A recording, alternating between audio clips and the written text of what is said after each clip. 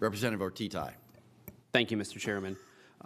I want to talk about the funds from your operation. And last budget year, you were able to put in a little over $101 million.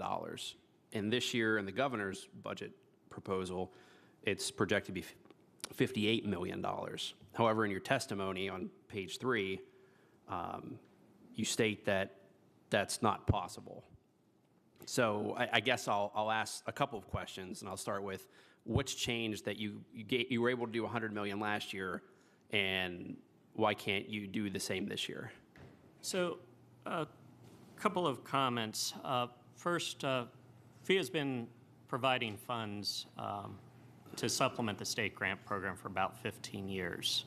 The initial intent, and this long predates me, I've only worked at PHEAA about 3 years, the initial intent was, in essence, a portion of our earnings would be, in effect, a bonus for students. So that if they were going to get $4,100 and PHEAA had a good year financially from an operating income perspective, maybe they get $4,500. But what's happened over the last 15 years, instead of the PHEAA earnings being a supplement, or it actually ended up replacing state funding. The state funding has gone down dramatically over the last 15 years, and basically PHEAA has been plugging a hole to try to keep and preserve as much grant dollars going to students as possible. So is PHEAA able to provide any money to that line this year? So ultimately, that's going to be a discussion point for our board of directors. But what we've really seen in recent budget cycles is it's actually gone well beyond taking PHEAA's earnings and supplementing the grant program.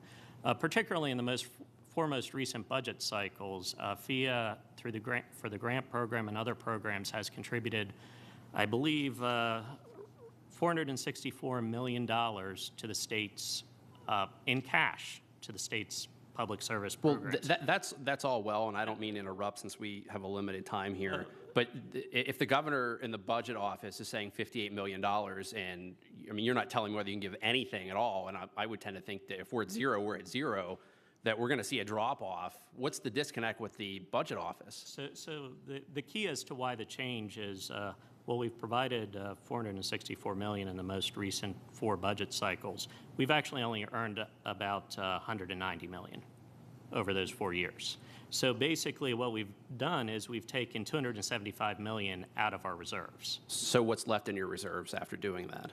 So we think we're going to end the year somewhere between $350 and $400 million in cash reserves. Are you required to keep a certain amount in reserve for federal standards or guidelines? We are. And basically what we're left with is about 6 months of operating income and also enough to pay current liabilities. And you think about why that's critical, it's because all of our cash is tied to the federal government in some respect. We got lucky with the most recent government shutdown. The Department of Education was funded through 9/30. I don't know how we got that lucky, but we did.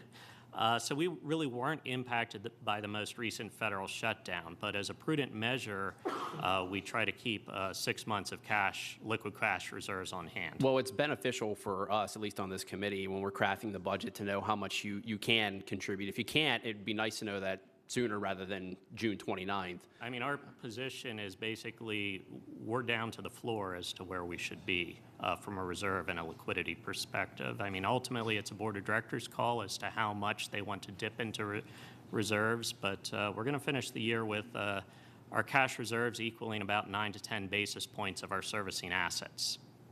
Not 9 to 10%, 9 to 10 basis points. Okay. That's a very thin level. Okay, so without the $58 million, we're looking at $310 million total. And earlier you were asked what the total would be to fully fund it, which I believe you said about around $395 million in total.